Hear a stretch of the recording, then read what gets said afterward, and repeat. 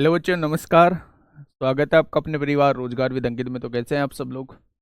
उम्मीद करता हूं कि आप सब लोग अच्छे होंगे, बेहतरीन होंगे, लाजवाब होंगे, एकदम बिंदास होंगे और साथ ही बहुत अच्छे से आप लोग अपनी पढ़ाई को कर रहे होंगे। एक बार सभी दोस्त बताएंगे कैसे हैं आप सब लोग, कैसी चल रही है दोस्त आप लोगों की पढ़ाई। उपासना राठौर, कविता, सूरज कुमार, शिखर चंद्रा, फैयाज अहमद, किशन कुमार दिवाकर, प्रकाश यादव, परवेज, रवीना, प्रशांत कुमार, दीपक चौहान, हेमंत, नैन्सी खरे, प्रवीण कुमार सहानी, बहुत शानदार, सरोज कुमार गौतम, सालू, लखंदर, विजय कुमार, उमाकांत यादव, नीरज, ज्योति, प्रेम शंकर, राजू यादव, राहुल कुमार, रत्नेश कुमार, बहुत बढ़िया, अरविंद सिंह। स्वागत है भाई सभी का अपने परिवार रोजगार विद अंकित में। तो कैसे हैं आप सब लोग? पढ़ाई अच्छी चल रही है? आज है सैटरडे, बहुत सारे टीचर्स की क्लास भी नहीं है। नवीन सर की क्लास आज आप लोगों की नहीं होगी, संदीप सर की क्लास आज आप लोगों की नहीं होगी, बाकी की क्लास आप लोगों की चल रही होंगी। तो बच्चे, होती तो ये मैथ की भी क्लास नहीं आज, क्योंकि मैंने आप लोगों से बोला भी था कि हम लोग जब तक कोई नोटिफिकेशन नहीं आता है तब तक हम लोग सैटरडे में क्लास को ऑफ रखेंगे।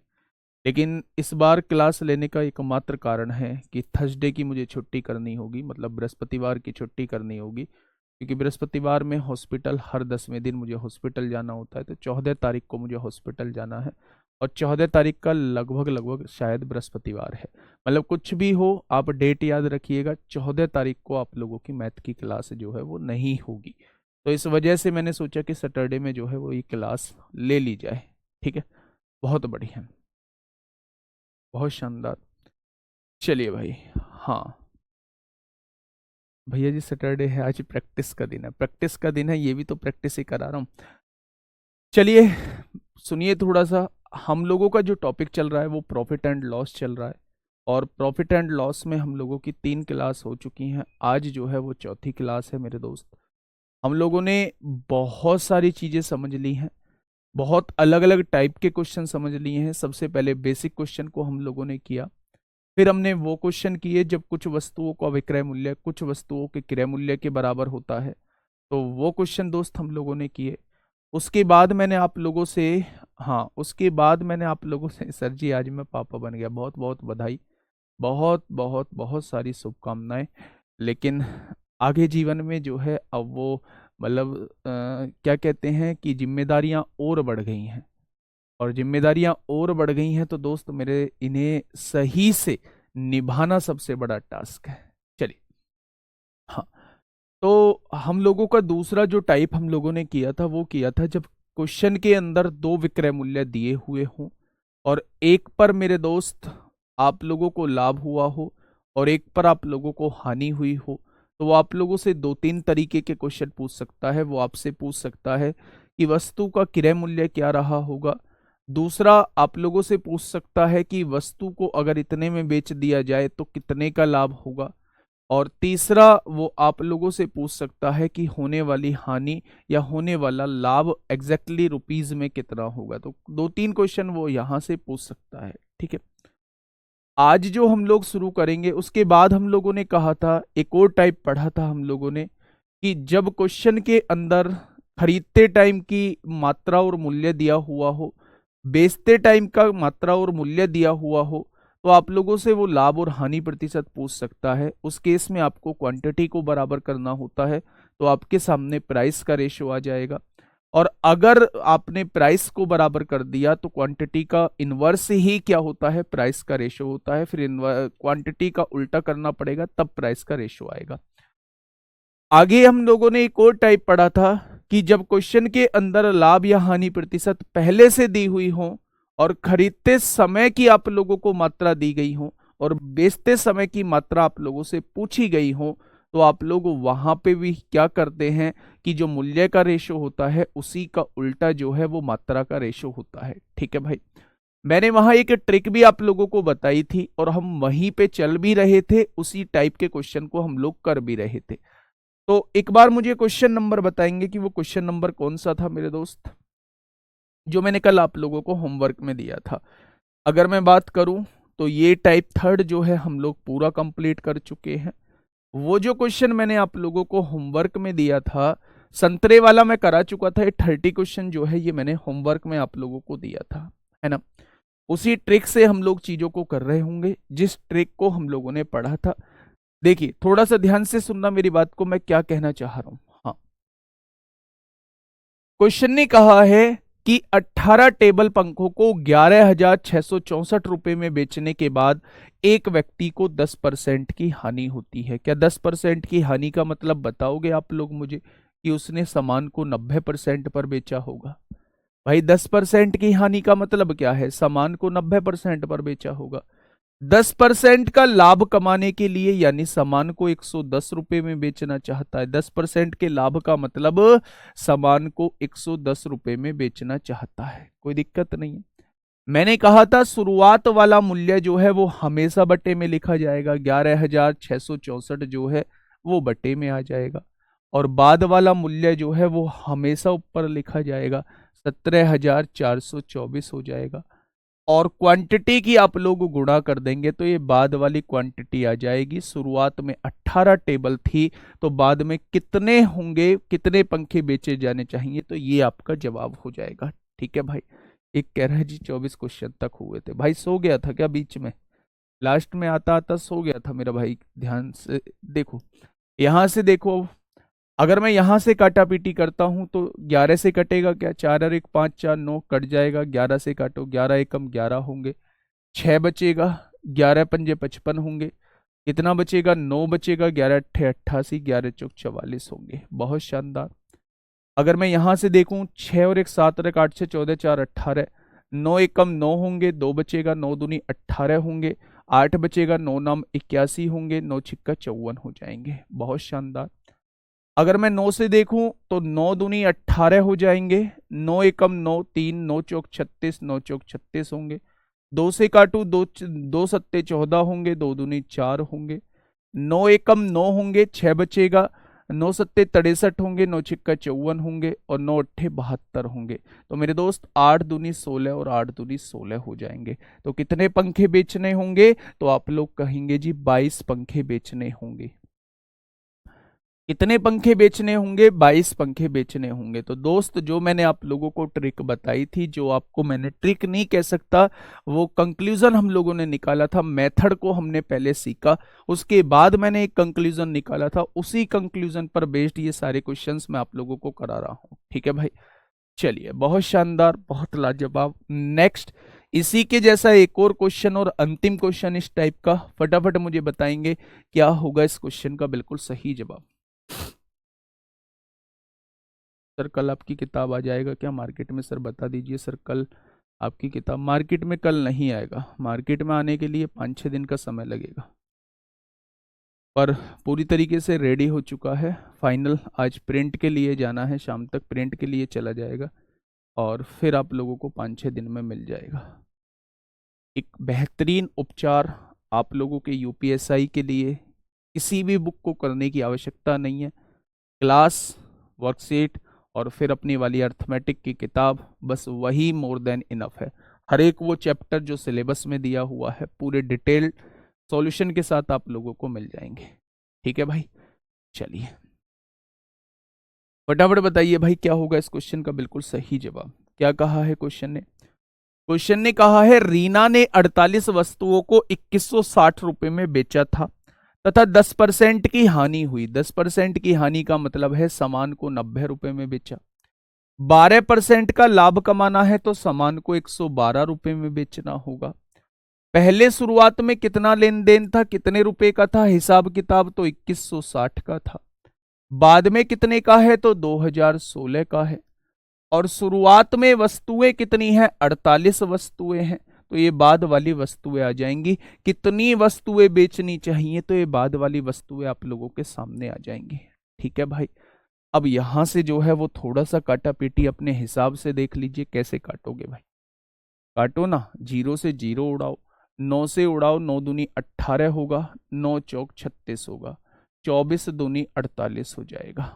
ठीक है, 2 से काटेंगे, 2 पंजे 10 होगा, 2 छिक्का 12 होगा।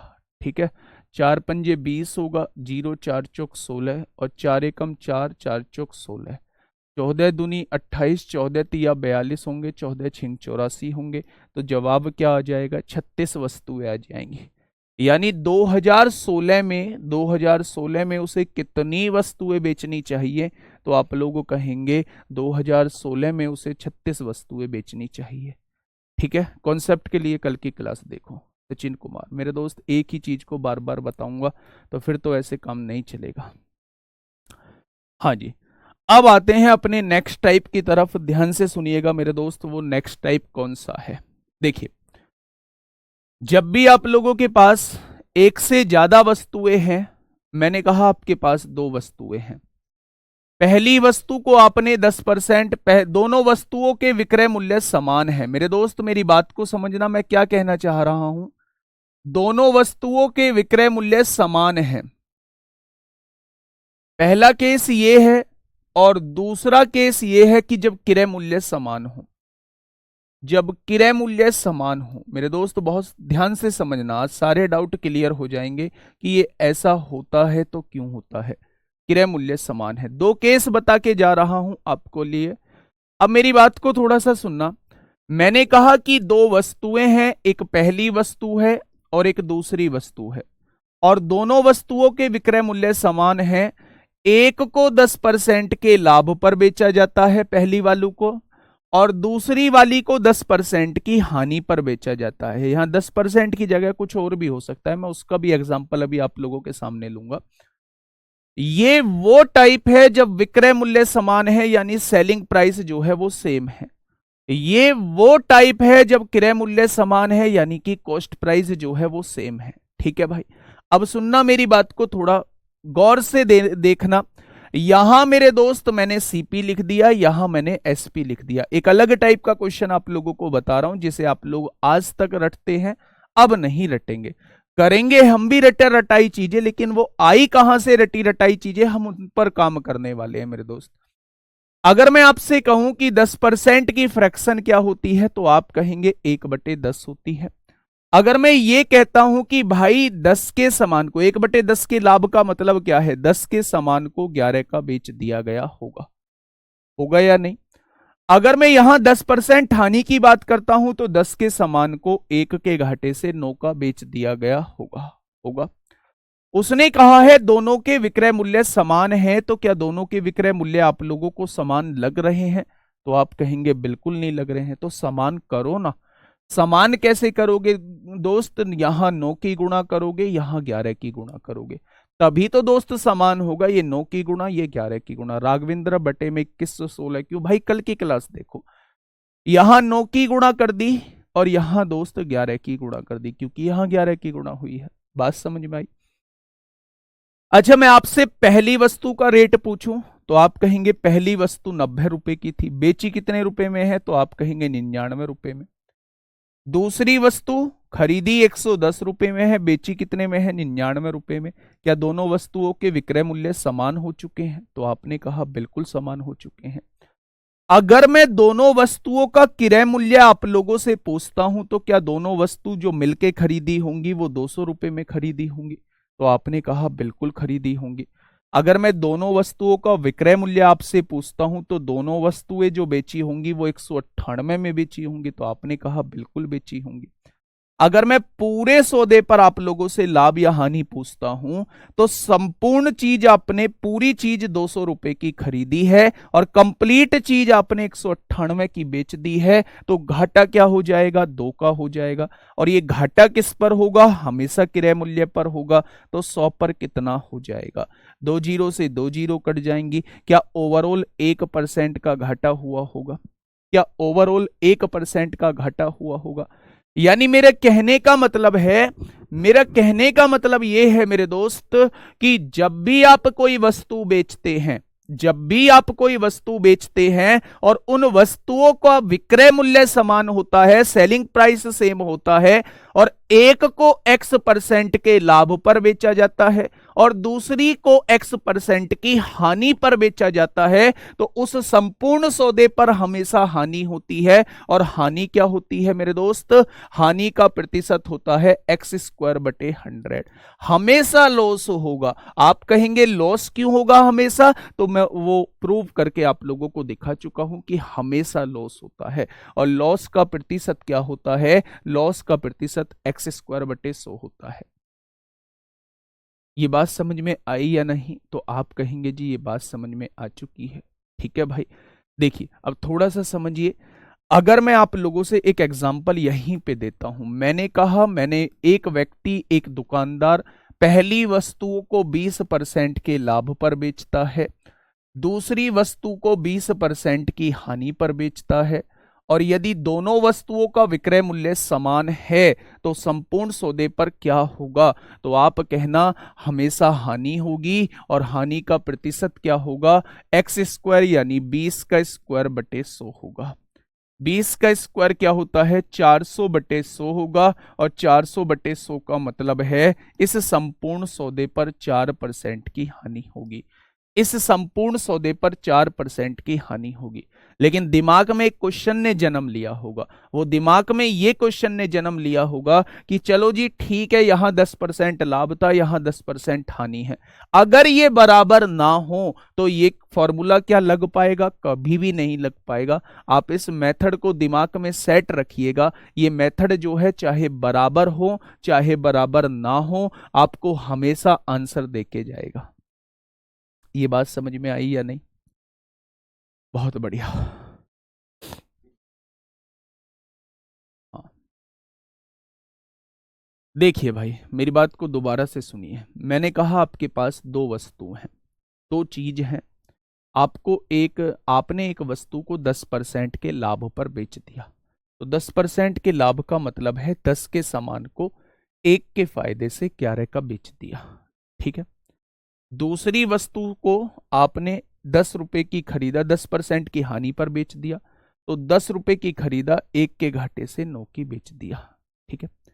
अगर दोनों वस्तुओं के विक्रय मूल्य जो हैं वो समान हैं, तो समान है तो बेटा इन दोनों को समान करना पड़ेगा। तो आपने यहां 9 की गुणा करी, यहां 11 की गुणा करी। 9 की गुणा यहां कर दी, 11 की गुणा यहां कर दी। ठीक है, दोनों वस्तुओं के विक्रय मूल्य समान हो गए। तो संपूर्ण सौदे पर क्या होगा? तो आपने दोनों का क्रय मूल्य जोड़ा तो 200 आया, दोनों का विक्रय मूल्य जोड़ा तो 198 आया। यानी 200 के सामान को आपने 198 का बेच दिया। तो घाटा कितने का हुआ? 2 का। कितने पर होगा? 200 पर। तो 100 पर कितना हो जाएगा? यहां से कंक्लूजन निकलता है कि जब भी आपके पास दो वस्तुएं हों और उन दोनों का विक्रय मूल्य समान हो, सेलिंग प्राइस बराबर हो, तो मेरे दोस्त उस सौदे पर हमेशा हानि होती है। हानि होती है, कितनी हानि का प्रतिशत होता है? वो x² / 100 का होता है। ठीक है, ये बात समझ में आई? रामबाण भी लगा सकते हैं। अगर मैं यहां कहूं पहले पे 10% लाभ पॉजिटिव लीजिए, दूसरे पे 10% हानि नेगेटिव लीजिए। यहां पहले पे 10% लाभ, दूसरे पे 10% हानि, और बटे में 100 कर दीजिए। यहां से इसे घटाइए, 2 जीरो से 2 जीरो उड़ाइए, माइनस में 1 आएगा, और माइनस में 1 का मतलब है 1% का घाटा। तो आप इससे भी निकाल सकते हैं, रामबाण फॉर्मूले का यूज कर सकते हैं। रामबाण फॉर्मूला, ये वाला फॉर्मूला तब लगेगा जब जितनी लाभ है उतनी ही हानि होती है, तो आप इससे डायरेक्टली निकाल सकते हैं। ये वाला फॉर्मूला तब लगेगा जब कुछ भी दिया हो, बराबर दिया है तो भी लगा सकते हैं, नहीं बराबर दिया है तो भी लगा सकते हैं। इन दोनों के पीछे जो कॉन्सेप्ट है वो क्या है? इन दोनों के पीछे कॉन्सेप्ट जो है वो ये है। ठीक है भाई, मेरी बात समझ में आ गई? भैया जी बाद में भूल जाती हूँ, क्या करूँ? बेटा लगातार क्वेश्चन की प्रैक्टिस किया करो। ऐसा नहीं है कि आपने परसेंटेज पढ़ लिया तो परसेंटेज आप तब छुओगे जब एग्जाम में बैठोगे, ऐसे तो होगा ही नहीं। परसेंटेज जब भी आप नेक्स्ट पढ़ने की कोशिश किया करो तो पीछे के 2-4 क्वेश्चन का रिवाइज कर लिया करो, पीछे के 2-4 क्वेश्चन की प्रैक्टिस कर लिया करो। अगर वो क्वेश्चन हो पा रहे हैं तो आपको सारी चीजें रिकॉल हो जाएंगी। बात समझ में आई? चलिए, ये बात हम लोगों ने उसकी की थी जब मैं विक्रय मूल्य समान की बात कर रहा था। अगर मैं क्रय मूल्य समान की, बेटा देखो इस क्लास में जितने डाउट ले सकता हूं ले लेता हूं, है ना। इस क्लास को क्लास रहने दो, इस क्लास को इंफॉर्मेशन क्लास मत बनाओ, है ना। आप लगातार जो है वो कुछ भी पूछते रहते हैं। सर मैं राहुल जाट ग्वालियर मध्य प्रदेश से हूं, मैंने आपका बैच लिया है यूपीएसआई का, मैं एसआई बन जाऊंगा। लो भाई नहीं बन पाओगे एसआई तो बैच क्यों लिया है फिर, ये बताओ तुम। एसआई बनने के लिए ही तो बैच लिया है। अब ऐसा नहीं है कि मैं एसआई बना दूंगा, मेरे घर पे स्टार रखे हुए हैं, मैं जाके 2 स्टार तुम्हारे इस कंधे पे 2 स्टार इस कंधे पे लगा दूंगा। पेपर तो देना पड़ेगा, तुम्हें ही पेपर देना पड़ेगा, पास भी करना पड़ेगा। काहे फालतू के कमेंट करते हो दोस्त। एसआई बनने के लक्षण थोड़ी ना है जो लक्षण आप लोग दिखा रहे हैं। एसआई बनने के लिए आप लोगों को मैच्योर होना पड़ेगा थोड़ा सा। अब आइए यहाँ क्रय मूल्य जब समान होता है, जब क्रय मूल्य समान होगा तो भाई साहब क्या हो जाएगा, थोड़ा सा उस पर विचार हम लोग कर लेते हैं। यहाँ हम लोग जो है उस पर विचार कर लेते हैं। क्या है भाई दूसरा कॉन्सेप्ट, जब क्रय मूल्य समान होगा। भाई साहब ये बड़ा आसान है, आसान पढ़े हो लेकिन हम लोगों को कंफ्यूज नहीं होना है। क्योंकि जो पहली बार पढ़ रहे हैं, जब उनसे कहा जाता है 10% का लाभ हुआ, दूसरे सौदे पर 10% की हानि हुई, तो पूरे सौदे पर क्या होगा, तो वो हमेशा बता रहे होते हैं कि कुछ भी नहीं होगा जी, जितना लाभ हुआ उतनी ही हानि हो गई, तो फिर काहे कुछ होगा। लेकिन ऐसा नहीं है, हमें हानि देखने को मिली। ऐसा तब होता है जब क्रय मूल्य समान होता है। ऐसा तब होता है जब क्रय मूल्य समान होता है। मैंने कहा आपने दो वस्तु खरीदी, मैंने कहा आपने दो वस्तु खरीदी, तो आपने कहा जी खरीदवाओ। पहली वस्तु भी 100 रुपए की थी और दूसरी वस्तु भी 100 रुपए की थी। ठीक है भाई, मैंने कहा हाँ, मैंने कहा इस पर 10% का लाभ हुआ, इस पर 10% का लाभ हुआ, तो आपने 100 के सामान को 110 में बेच दिया होगा। ये क्या आ जाएगा, एसपी आपके सामने आ जाएगा, सेलिंग प्राइस आपके सामने आ जाएगा। मैंने कहा यहां 10% घाटा हुआ, 10% घाटा हुआ, घाटा हुआ तो 100 की चीज को कितने में बेचोगे, तो आप कहेंगे जी 90 में बेचेंगे। बात समझ में आ गई। अगर मैं आप लोगों से ये कहूं कि भाई पूरे सौदे पर क्या हुआ होगा, तो आप कहेंगे जी बड़ा सिंपल सा काम है। पूरा सौदा खरीदा कितने का था, दोनों वस्तुएं जो हैं वो 200 रुपए की खरीदी हैं। पूरा सौदा बेचा कितने का है, तो आप कहेंगे दोनों वस्तुएं बेची भी 200 रुपए की हैं। तो इस सौदे पर होने वाला लाभ और हानि प्रतिशत कितना होगा, वो 0% होगा ना। यानी कि ना तो यहां कोई लाभ होगा ना यहां कोई हानि होगी। ये बात समझ में आ गई। ऐसा तब होता है जब दोनों वस्तुओं के क्रय मूल्य समान होते हैं और एक वस्तु को X% लाभ पर बेचा गया, दूसरी वस्तु को X% हानि पर बेचा गया है, मतलब जितना लाभ हुआ है उतनी ही हानि होती है। तो ऐसे केस में हमें ना तो लाभ होता है ना हानि होती है। संपूर्ण सौदे पर 0% का लाभ और हानि होती है, क्योंकि इस केस में दोनों के क्रय मूल्य जो है वो समान है। अब दोनों चीजें को आप एक साथ जो है वो मर्ज करो। जब दोनों के क्रय मूल्य समान होते हैं तो आप लोग कैसे कर सकते हैं, कॉन्सेप्ट से कर सकते हैं, रामबाण से कर सकते हैं, और फॉर्मूला ये तब लगा सकते हैं जब दोनों वैल्यूज बराबर दी हुई हैं। जब दोनों के क्रय मूल्य बराबर होते हैं, ये केस था जब विक्रय मूल्य बराबर होते हैं।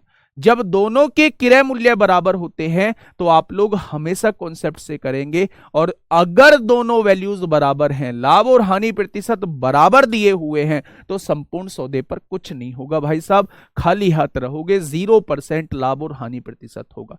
एक बार सभी दोस्त बता दो, अगर चीजें समझ में आ गई हैं तो थम्स अप कर दो और दिल से स्वागत कर दो, और कहीं कोई डाउट है तो पूछ लो। मैं एक 30 सेकंड का समय आप लोगों को देता हूं। चाय की चुस्की इतने में ले लूं, जल्दी से बता दो मुझे फटाफट।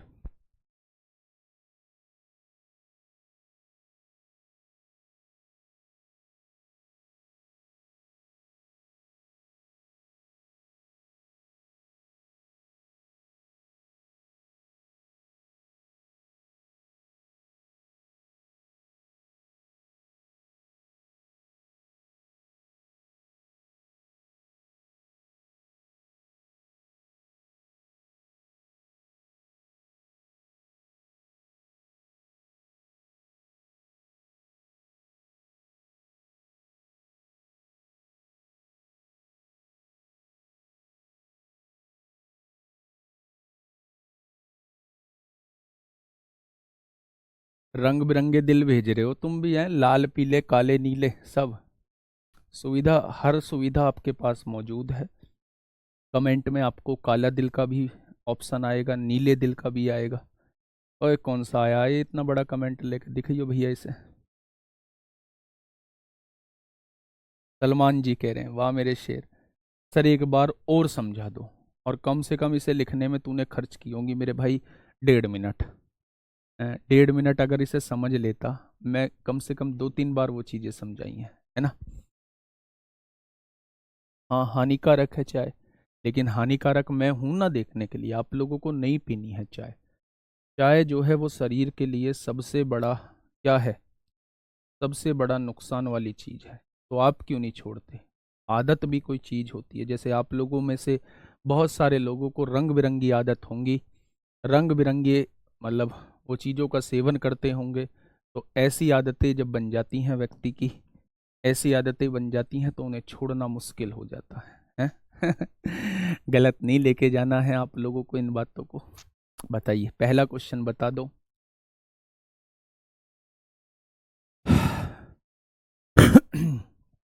72.25 नंबर है तो मेरा काम हो जाएगा सर जी।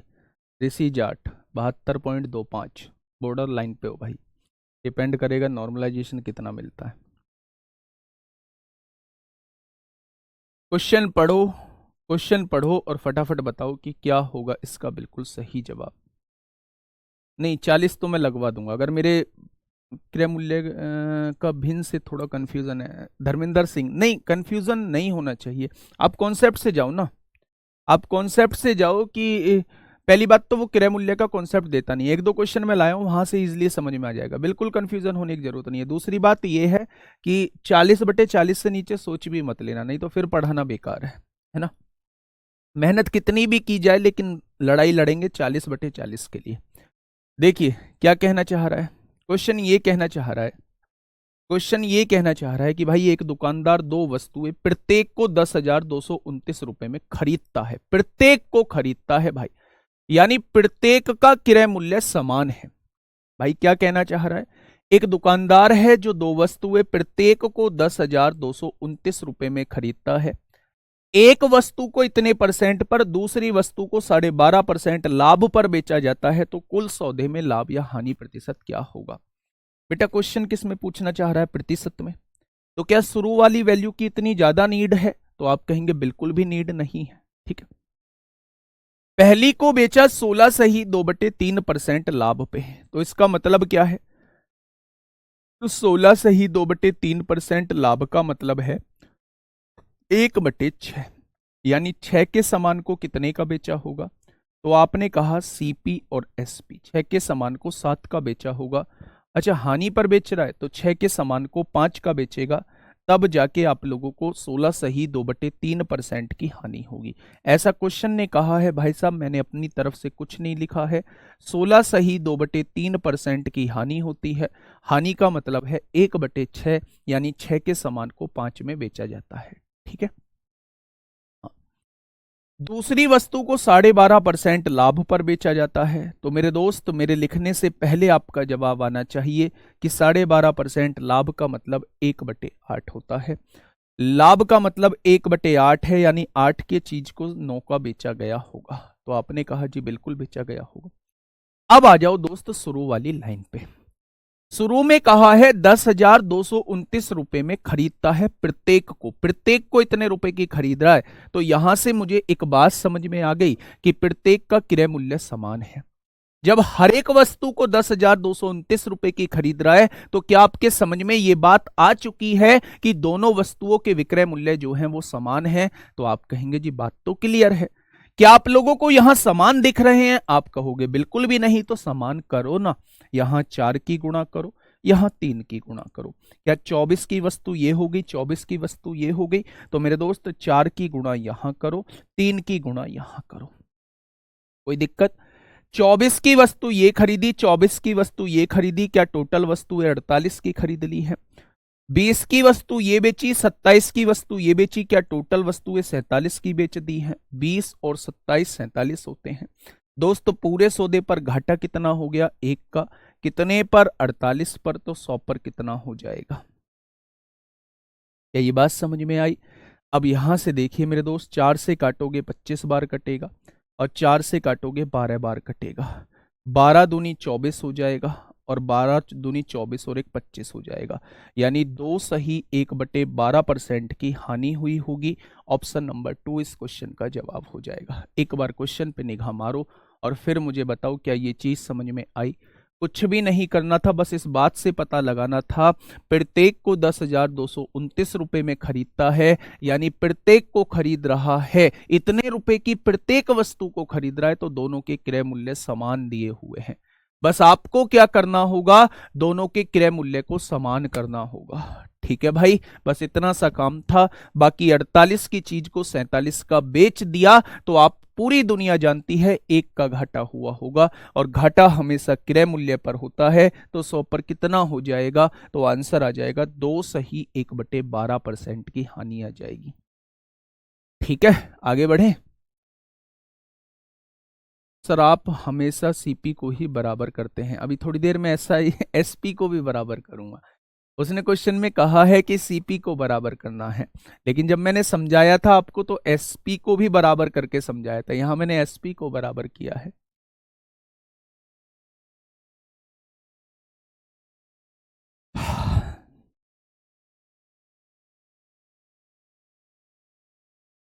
सुन लो सुन लो सुन लो सुन लो। ना आप बेचैन बहुत जल्दी होते हो।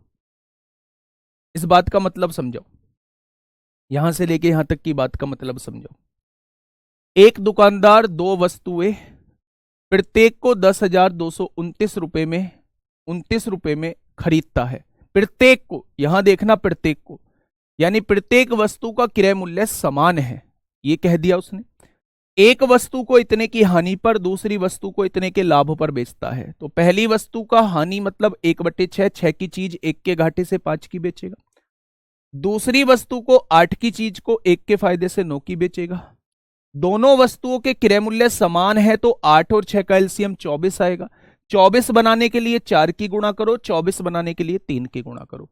4 की गुणा यहां तो 4 की गुणा यहां, 3 की गुणा यहां तो 3 की गुणा यहां। पहली वस्तु 24 रुपए की है, दूसरी वस्तु 24 रुपए की है, दोनों वस्तु 48 रुपए की हो जाएंगी। पहली वस्तु 20 रुपए की बेची, दूसरी वस्तु 27 रुपए की बेची, 20 और 27 47 रुपए की दोनों वस्तु बेच दूंगा। 48 की चीज 47 में बेच दी, घाटा 1 का हो चुका है। घाटा हमेशा क्रय मूल्य पर होता है, तो 100 पर कितना? आंसर ये आ जाएगा, है ना भाई। चलिए नेक्स्ट क्वेश्चन।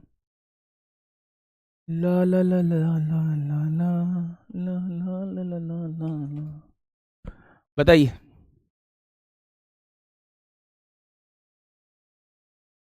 फटाफट बताइए भाई, क्या होगा इस क्वेश्चन का बिल्कुल सही जवाब?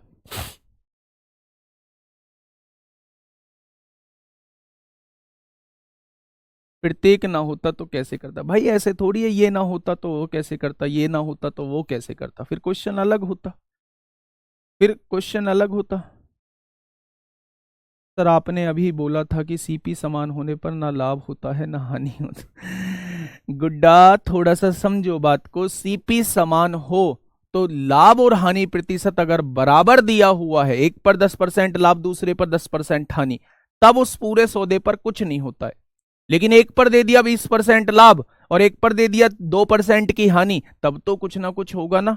तो यहां दोनों चीजें अलग दी हुई थी, इसलिए हमने अलग किया है। देखिए, एक्स दो वस्तुएं प्रत्येक को 4548 से खरीदता है, प्रत्येक को, यानी दोनों वस्तुओं का क्रय मूल्य समान दिया हुआ है। दोनों वस्तुओं का क्रय मूल्य समान दिया हुआ है। एक वस्तु को 20% के लाभ पर, 20% के लाभ का मतलब बताओगे क्या? 20% के लाभ का मतलब होता है 5 के सामान को 1 के फायदे से 6 का बेच देना। ये सीपी हो जाएगा, ये एसपी हो जाएगा। क्या यही 20% लाभ का मतलब होता है? अगर मैं आप लोगों से ये कहूं, हाँ, अगर मैं आप लोगों से ये कहूं दूसरी वस्तु को 26 सही 2/3% के हानि पर, तो 26 सही 2/3% की फ्रैक्शन आप लोगों को बताई होगी मेरे दोस्त, वो 4/15 होती है या नहीं भाई? 26 या 78, 80/3 हो जाएगा। भिन्न बनाओगे तो नीचे 100 लिखोगे, 20 चौक 80 होगा, 20 पंजे 100, 4/15 हो जाएगा। यानी कि 15 की चीज को 4 के घाटे से 11 की बेच दूंगा। बेच दूंगा क्या? कुल सौदे में लाभ या हानि प्रतिशत निकालना है मेरे दोस्त। उसने कहा है दोनों वस्तुओं प्रत्येक को 4548 में खरीदता है, तो क्या दोनों वस्तुओं के क्रय मूल्य समान है? तो कर दो समान। बेटा 5 की गुणा 3 में करोगे, ये भी 15 हो जाएगा, ये भी 15 हो चुका है, तो 3 की गुणा यहां कर दो। यानी कि 15 रुपए का ये सामान खरीदा, 15 रुपए का ये सामान खरीदा, दोनों के क्रय मूल्य समान है, तो क्या 30 रुपए का माल खरीद लिया। 18 का ये बेचा, 11 का ये बेचा, क्या 29 रुपए का माल बेच चुके हैं। 18 और 11 कितने हो जाएंगे? 29 हो जाएंगे। घाटा कितने का हो चुका है? 1 का। घाटा होता किस पर है? हमेशा क्रय मूल्य पर, तो 100 पर कितना हो जाएगा? 0 से 0 कट गई, यहां कहेंगे 3 तिया 9 और 1 10 हो जाएगा, यानी 3 सही 1/3% का घाटा हो जाएगा। 3 सही 1/3% का घाटा हो जाएगा। ठीक है भाई, आगे क्या बात समझ में? तो आप कहेंगे जी आगे बात समझ में। नेक्स्ट क्वेश्चन आप लोगों के सामने है।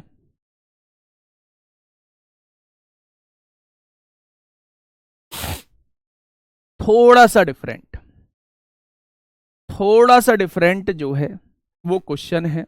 अभी जिस बच्चे का डाउट था जी यहां प्रत्येक ना लगा हो तो फिर कैसे होगा, तो इस क्वेश्चन में प्रत्येक नहीं लगा है, आपका वाला क्वेश्चन आ चुका है ना।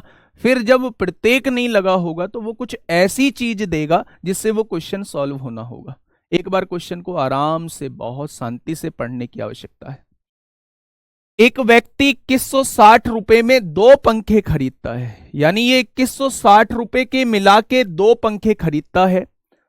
पहले इन पंखों में से पहले पंखे को बेचने पर 15% का लाभ होता है तथा दूसरे पंखे को बेचने पर उसे 9% की हानि होती है। तो पूरे सौदे में उसे न तो लाभ होता है न हानि होती है। इस बात को पढ़ना कि जब पूरे सौदे का हिसाब किताब लगाता है तो वो पाता है ना तो उसे फायदा हुआ ना उसे घाटा हुआ। तो आगे कह रहा है प्रत्येक पंखे का क्रय मूल्य क्या होगा, वो आपसे ये पूछना चाह रहा है। सीपी और एसपी क्यों बराबर? भाई साहब वो क्वेश्चन में बोलता है इसलिए बराबर करता हूं, इसलिए बराबर करता हूं। दोनों को जोड़ के 2 से डिवाइड कर सकते हैं, बिल्कुल कर सकते हैं भाई, सीपी के केस में कर सकते हैं, लेकिन एक ही कॉन्सेप्ट पे चलो। देखिए अब बात को समझना। पहली वस्तु देखो, अब मेरी बात को समझना। मैं 2 वस्तु मार्केट से लेके आया, 2 वस्तु मार्केट से लेके आया। हाँ, एक कह रहा है जी हानि कैसे पता चलेगी? बेटा 38 रुपए का कोई सामान आपने खरीदा है और 29 रुपए का बेचा है, तो आप मुझे बताओ घाटा होगा या फायदा होगा? आप मुझे बताओ कि घाटा होगा या फायदा होगा। उर्वशी देवी, गुड़िया बताओ कि अगर 30 रुपए का कोई सामान आपने खरीदा है और 29 रुपए का आपने बेचा है तो घाटा होगा या फायदा होगा? आप कहेंगी एक का घाटा होगा। तो बताने की, पता लगाने की आवश्यकता नहीं है, पता लग चुका है। यहां 30 की चीज को 29 में बेच दिया। देखो अब मैं मार्केट गया, मार्केट में मैंने 2 पंखे खरीदे, दोनों पंखों को मिला के जो है वो 2160 रुपए का सामान बैठा मेरा। ठीक है, अगर मैं आप लोगों से ये कहूं कि पहले सौदे को मैंने 15% लाभ पर बेच दिया, ठीक है भाई, दूसरे सौदे को मैंने 9% की हानि पर बेच दिया, लेकिन पूरे सौदे पर मुझे कुछ नहीं बचा। पूरे सौदे पर ना तो मुझे कोई नुकसान हुआ ना मुझे कोई फायदा हुआ। तो इसका मतलब यह है कि अगर कोई ना तो फायदा हुआ है ना कोई नुकसान हुआ है, तो आपने जितना यहां लाभ कमाया होगा उतना ही यहां गवा दिया होगा। जो कमाया गया पैसा होगा वो यहां गवा दिया गया होगा, तभी पूरे सौदे पर ना तो कुछ बचा होगा ना कुछ गया होगा।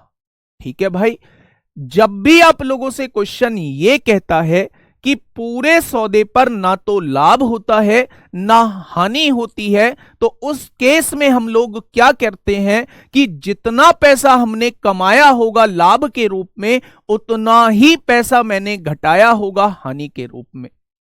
क्या ये बात समझ में आ गई? यानी कि कहने का मतलब यह है, पहला पंखा अगर ए रुपए का है तो उस पर मैंने 15% लाभ कमाया है, तो कमाया गया लाभ जो होगा वो गवाई गई हानि के बराबर होगा।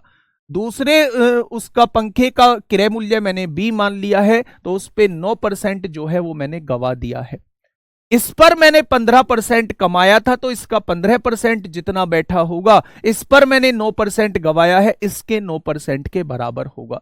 कमाया गया पैसा लुटाए गए पैसे के बराबर हो जाएगा, तब आपको संपूर्ण सौदे पर ना तो लाभ होगा ना नुकसान होगा, क्योंकि जितना पैसा आपने कमाया है उतना ही पैसा आपने गवा दिया। एलिगेशन से भी हो जाएगा। भाई क्यों करना जब एलिगेशन अभी पढ़ा ही नहीं है? एलिगेशन क्यों करना? एलिगेशन से भी हो जाएगा। यहां रख लो 15%, यहां -9, यहां 0 रख लो। लेकिन वो सारी चीजें एलिगेशन में बताऊंगा। इन क्वेश्चंस को दोबारा से वहां एलिगेशन में पढ़ेंगे। अभी ध्यान से समझो, कॉन्सेप्ट को समझो। कॉन्सेप्ट क्या है? मैंने कहा मैं एक दो सामान खरीद के लाया, दोनों समान रेट पर खरीद के लाया था। ठीक है भाई। अगर मैं आपसे ये कहता हूं कि मैंने एक पर 15 रुपए कमाए, तो आप क्या कहेंगे? दूसरे पर आपको 15 रुपए गंवाने होंगे, तब जाके आप लोग बराबर में छूटेंगे। जो कमा दिया उसे लुटाना होगा, तब हम लोग बराबर में रहने वाले हैं। यदि पहले के 15% मैंने कमाए हैं, तो दूसरे के 9% मैंने लुटाए भी हैं। अगर मैं बराबर में छूट रहा हूं तो ये दोनों राशि बराबर होंगी। ठीक है भाई। 100 से 100 कट गया, तो यहां से दोनों के क्रय मूल्य का रेशो क्या आ जाएगा? तो आप कहेंगे दोनों के क्रय मूल्य का रेशो जो है वो 3:5 आ जाएगा। यानी मेरे हिसाब से पहला 3 रुपए का था और दूसरा जो है वो 5 रुपए का है। तो मेरे दोस्त 5 और 3 क्या दोनों का मूल्य 8 हो जाएगा। उसने 2160 दिया है। एक बराबर 8 दूनी 16 होगा। कितना? 8 सत्ते 56, एक बराबर 270 हो जाएगा। और अगर एक बराबर 270 है तो 3 बराबर कितना हो जाएगा? तो आप कहेंगे 810 पहले वाले का मूल्य आ जाएगा। एक बराबर 270 है तो 5 बराबर कितना हो जाएगा? तो दूसरे वाले का मूल्य जो है वो 1350 हो जाएगा। ठीक है भाई, ये बात समझ में आ गई या नहीं? पहले वाले का मूल्य जो है वो 810 है, दूसरे वाले का मूल्य 1350 है। ऑप्शन नंबर सी इस क्वेश्चन का बिल्कुल सही जवाब हो जाएगा। भाई सेलिंग प्राइस समान क्यों करोगे, ये बताओ? सेलिंग प्राइस समान क्यों करोगे? दोनों वस्तुओं को सेम रेट में बेच देता है, तो कैसे लाभ या हानि नहीं होगी? बच्चे, एक पर कमाया गया लाभ दूसरे पर लुटाई गई हानि के बराबर होगा, तब उस केस में हमें ना तो कोई लाभ होगा ना हानि होगी। और क्वेश्चन ने कहा है भाई साहब बराबर में छूट रहे हो, ना आपको कोई लाभ होता है पूरे सौदे में, ना तो लाभ हो रहा है ना हानि हो रही है। यानी जितना कमाया होगा उतना ही लुटा दिया गया होगा, तभी आप बराबर में छूट सकते हो। तो कमाया गया पैसा टोटल इसके क्रय मूल्य का 15% कमाया है, लुटाया गया पैसा इसके क्रय मूल्य का 9% लुटाया है, तो दोनों को बराबर लिखना होगा। अगर मैं यहां से कहूं ए और बी का रेशो 3:5 आ जाएगा, क्योंकि ये 15 गुणा में इधर के भाग में 3:5 आ गया। मेरे हिसाब से दोनों का क्रय मूल्य 8 है, उसने 2160 दिया है, तो एक की वैल्यू 270 होगी, तो 3 की वैल्यू क्या हो जाएगी? 810, और 5 की वैल्यू क्या हो जाएगी? 1350 हो जाएगी। ठीक है, चलिए बताइए फटाफट। नेक्स्ट क्वेश्चन आप लोगों के सामने है। बुक का वॉलपेपर कल दिखाऊंगा, कल नहीं मतलब मंडे में।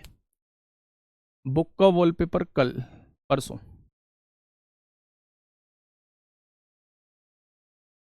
270 कैसे आया?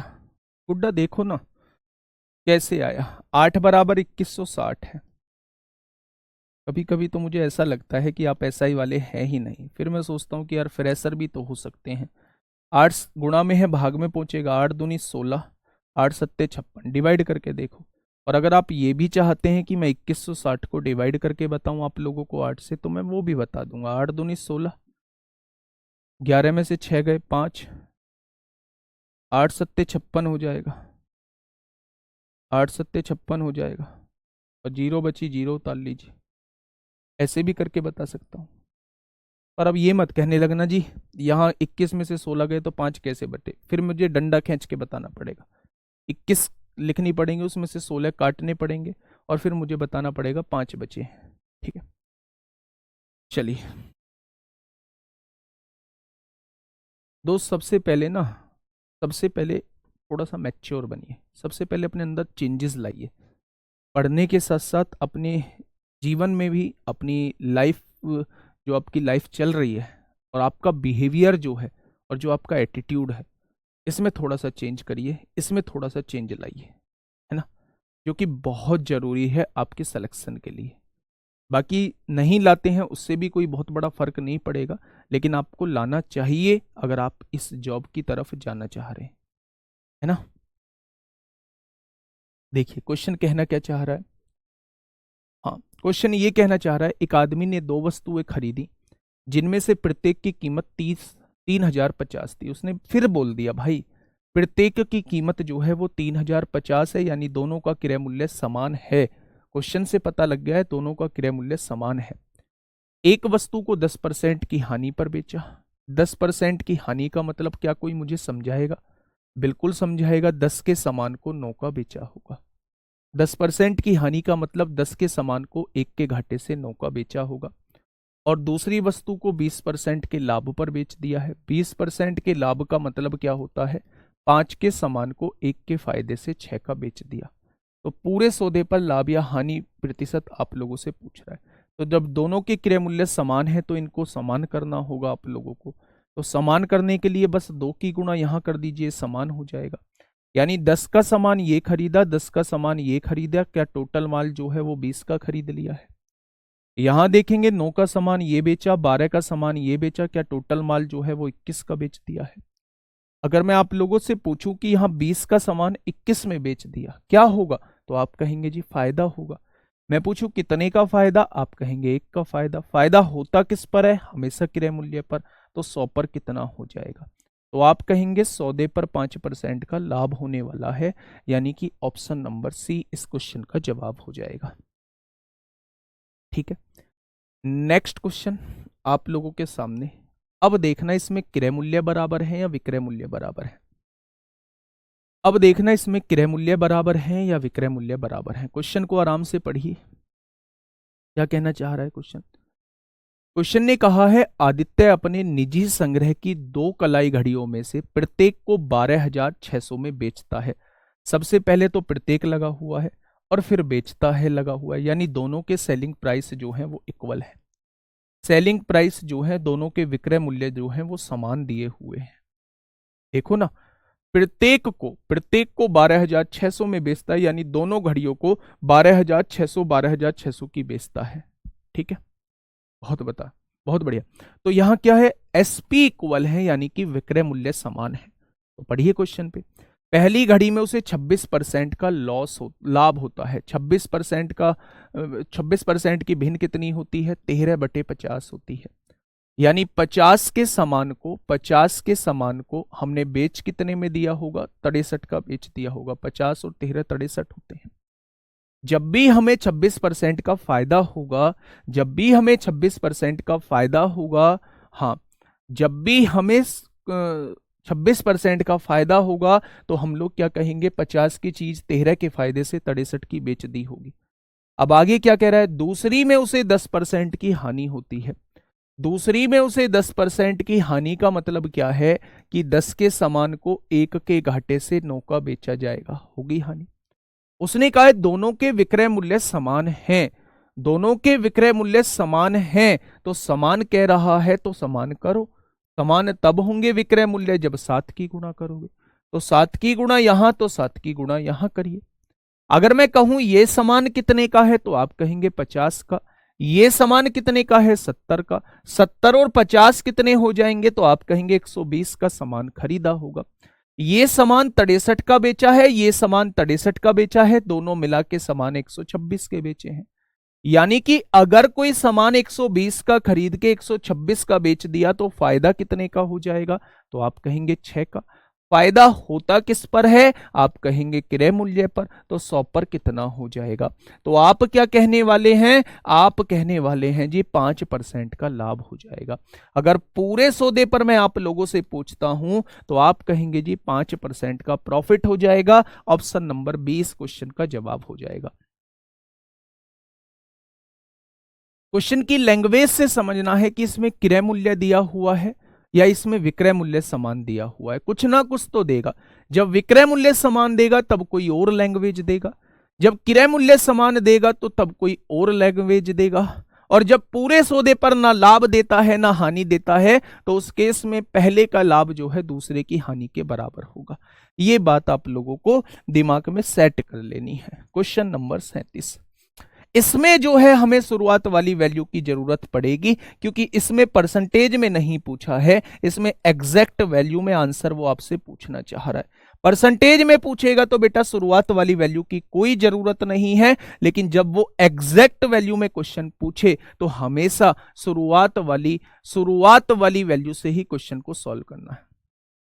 कॉस्ट प्राइस सेम है, सेलिंग प्राइस सेम है, प्लीज बता दीजिए ये कैसे पता चलेगा। अब बताओ मुझे इसमें क्या सेम है। प्रत्येक को 12,600 में बेचता है मतलब सेलिंग प्राइस, प्रत्येक को बेच रहा है मतलब हर एक को 12,600 की बेच रहा है, तो भाई इसमें सेलिंग प्राइस बराबर होगा। दो वस्तुएं खरीदी, प्रत्येक की कीमत इतनी थी, जब खरीदी है तो दोनों का सेलिंग कॉस्ट प्राइस बराबर होगा। थोड़ा सा मैं आपको एक तरकीब बताता हूं, जो भी ये क्वेश्चन पूछ रहे हैं थोड़ा सा मेरे कहने से काम किया करो। सुबह में उठा करो, और सुबह में उठने के बाद जो है थोड़ा सा वॉक वगैरह किया करो, घूम फिर के आया करो, है ना, और फ्रेश व्रेश होके नहा धो के आराम से तब बैठा करो। और ये जो जिन्हें गांव में कहते हैं पोरवे, ये जो ऊपर का हिस्सा है ना उंगली का, इधर की दोनों साइड का, इसे थोड़ा सा सरसों के तेल में भिगोया करो, और सरसों के तेल में भिगो के ये जो पोर्शन है इसकी थोड़ी सी मालिश किया करो। आपका ये ना थोड़ा लेट खुलता है, सुबह आप उठ तो जल्दी जाते हो, फिजिकली जल्दी उठ जाते हो, ये बेचारा सोता रहता है। रात को इसे थोड़ा सा जल्दी रेस्ट दे दिया करो, रात को इसको जल्दी सुला दिया करो, सुबह को इसे थोड़ा सा जल्दी उठा लिया करो। मेरे दोस्त इस पोरवे से थोड़ी देर मालिश करोगे ना इसकी, तो ये दिमाग जो है वो काम करने लगेगा। आप ऐसी छोटी छोटी बात पूछ रहे हैं जिन्हें मैं कम से कम 1.5 करोड़ बार बता चुका हूं। कैसे काम चलेगा ऐसे? आप सोच रहे हैं कि हम इस तरीके से एसआई बन जाएंगे? भाई अगर मैं ग्रुप डी का भी बहुत हार्ड पेपर आता है, ग्रुप डी भी इन लक्षणों से हम लोगों का नहीं निकलेगा। और ये कॉन्फिडेंस डाउन करने वाली बात नहीं है, ये मोरल डाउन करने वाली बात नहीं है, ये आपकी हकीकत बताने वाली बात है। और हकीकत बताने वाली बात अगर आपका मोरल डाउन कर रही है तो वो आप जानो। थोड़ा सा यार मैच्योर, फिर से वही कहूंगा, माँ बाप इतना गर्व कर रहे हैं आप पर कि आपको एसआई की तैयारी करा रहे हैं, आपको सब कुछ करा रहे हैं। एक कह रहा जी लाइब्रेरी में तो भैया घर से कटोरी में रख ला तेल को, लाइब्रेरी में थोड़ी देर मालिश कर ले, क्या कर सकता हूं बता। आइए, ये क्वेश्चन हमारा आज आखिरी क्वेश्चन होगा, इसके बाद एक क्वेश्चन होमवर्क के लिए। एक दुकानदार ने दो अलग अलग कंपनियों से 10,500 रुपए में दो प्रिंटर खरीदे। खरीदने की बात कह रहा है भाई साहब, प्रत्येक नहीं लगा है, तो दोनों का क्रय मूल्य आप लोगों को दिया हुआ है 10,500 है, ठीक है। वह एक प्रिंटर को 20% के लाभ पर बेचता है। क्या 20% के लाभ का मतलब आप मुझे बताओगे क्या होता है? आप कहोगे 5 के समान का 6, 5 के समान को 6 का बेच दो, 20% का लाभ आपको हो जाएगा। दूसरे प्रिंटर को 10% के नुकसान पर बेचता है, 10% के नुकसान पर बेचता है, 1/10 यानी 10 के समान को 1 के घाटे से 9 का बेचता है, ठीक है। उसने कहा ऐसा करने पर उसे पता चला कि दोनों प्रिंटर का विक्रय मूल्य समान है। क्या दोनों का विक्रय मूल्य समान है? आपने कहा नहीं, करना पड़ेगा। 3 की गुणा यहां, 2 की गुणा यहां, ये भी 18 हो गया, ये भी 18 हो गया, तो 3 की गुणा यहां, 2 की गुणा यहां होगी क्या? यानी 15 रुपए का ये खरीदा था, 20 रुपए का ये खरीदा है, क्या टोटल माल 35 का खरीदा है, और 18 और 18 36 का लाभ, 36 का माल बेच दिया है। 18 का ये, 18 का ये, यानी फायदा जो हुआ है वो 1 रुपए का हुआ है। हमें 1 की वैल्यू निकालनी है ना। वो ये पूछना चाह रहा है फायदा या नुकसान कितने का है, तो मैं कह दूंगा 1 का फायदा हुआ है। अब ये देखिए कि क्या दोनों का क्रय मूल्य 35 था, तो आपने कहा दोनों का क्रय मूल्य 35 नहीं था, दोनों का क्रय मूल्य जो है वो 10,500 है। तो 1 की वैल्यू कितनी आ जाएगी? 1 की वैल्यू जो है वो 300 आ जाएगी। मेरे हिसाब से दोनों का क्रय मूल्य जो है वो 35 आ रहा है, लेकिन उसने दिया है 10,500 दिया है, तो 35 दिया 105 होते हैं, तो 1 बराबर 300 आ गया। और उसने पूछा क्या है, शुद्ध लाभ या नुकसान, तो बेटा 1 बराबर 300 का लाभ हो जाएगा। यही तो एक की वैल्यू पूछी है, यानी इस सौदे पर जो होगा वो 300 रुपए का लाभ हो जाएगा। ये बात समझ में आ गई क्या? 525 का लाभ नहीं बेटा, 300 का लाभ हो जाएगा। ये बात समझ में आ गई। नेक्स्ट क्वेश्चन आपके लिए होमवर्क है। इस क्वेश्चन का जवाब जो है वो आप लोग मुझे देंगे। कहाँ देना है? आज फिर से आप लोग ग्रीन स्टोरी का यूज कर रहे होंगे, देखूंगा दोस्त, और आज आप लोगों को रेस्पॉन्ड भी करूंगा कि क्या होगा आपका इस क्वेश्चन का जवाब, सही है गलत वो भी आपको बता रहा हूँ। ठीक है, मन लगा के पढ़ाई करते रहिए दोस्त। आपका भाई ये आपके साथ है, हर चीज में, हर चीज सिखाने में, बहुत छोटी छोटी बातों को बताने में आपका भाई आपके साथ है। पर आपको थोड़ा सा जो है वो मतलब आगे बढ़ के काम करना होगा, थोड़ा सा मेहनत करनी होगी अपने ऊपर। ठीक है, ओके, टाटा बाय बाय, धन्यवाद। मिलते हैं सोमवार को एक बेहतरीन क्लास के साथ।